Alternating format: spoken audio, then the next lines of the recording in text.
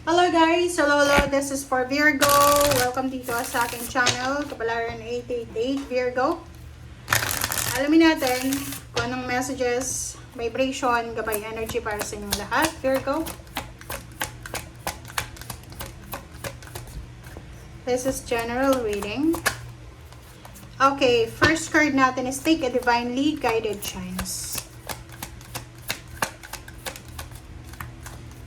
Virgo. This is money, career, financial reading for the month of May. Okay, Virgo. Wala.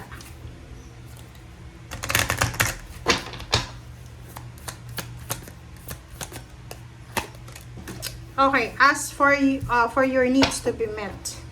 Okay, Virgo, first card tayo. Take a divinely guided chance. Okay, so sinasabi ng baraha sa'yo dito na Virgo daw, lahat daw ng mga positive na pagbabago sa buhay ng tao, success or successful venture, ay nangyayari yan kung yung taong iyon ay willing siya mag-take ng risk. Diba? Ganun naman talaga. Mapa-relationship man yan, trabaho or negosyo. Pag ready tayo na mag-take ng risk, kumbaga hindi tayo natatakot na magkamali, talagang gagawin natin yung decision na yon. So, sinasabi ng barahan na you should be ready to follow your divine guidance. Okay? And sinasabi ng baraha sa'yo na huwag ka nang masyadong mag-focus sa mga past issues, past mistakes, or whatever man yan. Make room for new and more meaningful opportunities. Yun yung sabi sa'yo dito. Makinig ka sa sinasabi ng intuition and then ang barahan yan. Okay, next naman, sinasabi ng baraha sa'yo dito na ang Panginoon daw at ang mga angels ay sila ay makakatulong sa'yo.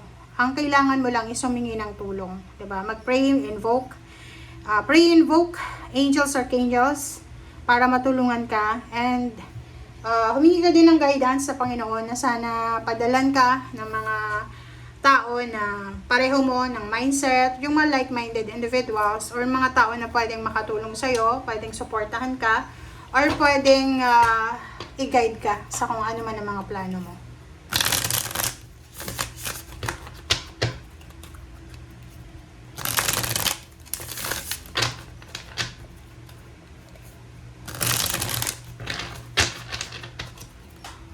Parang nakikita ko sir dito, ang dami mong gustong gawin, pero parang kulang ka sa confidence. So, iniisip mo na meron kang talagang goals sa buhay na gusto mong masunod, pero sa ngayon, hindi pa siya possible. Alright.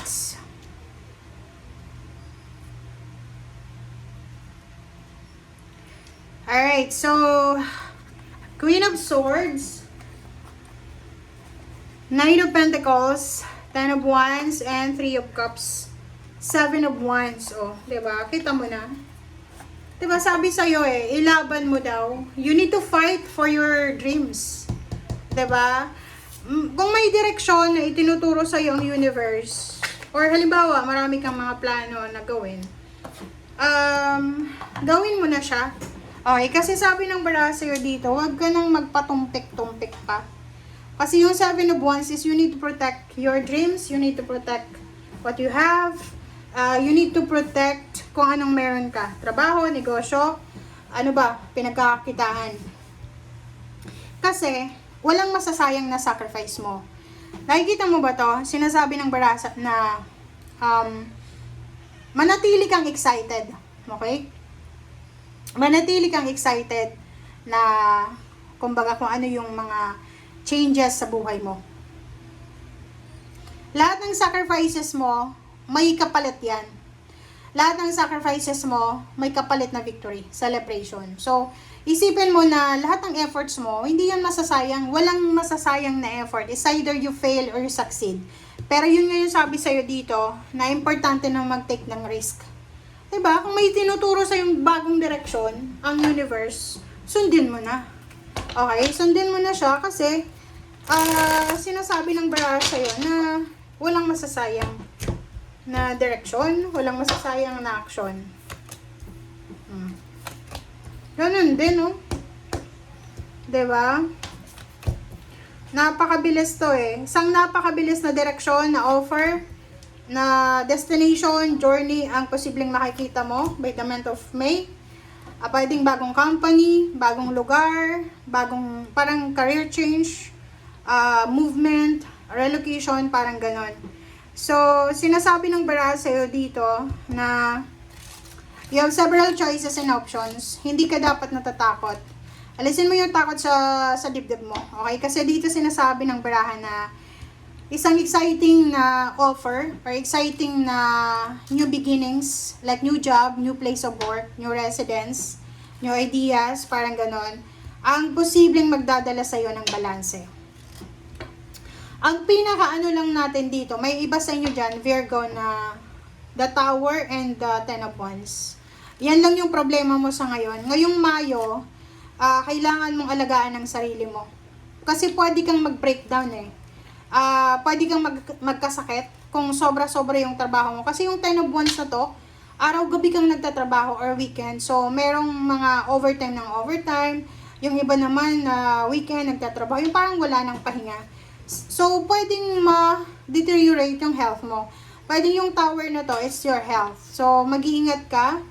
Kailangan balance lang. Wala namang masama na mag-overtime tayo, kung ano man, may extra overtime. Pero make sure na tama yung tulog, tama yung pagkain.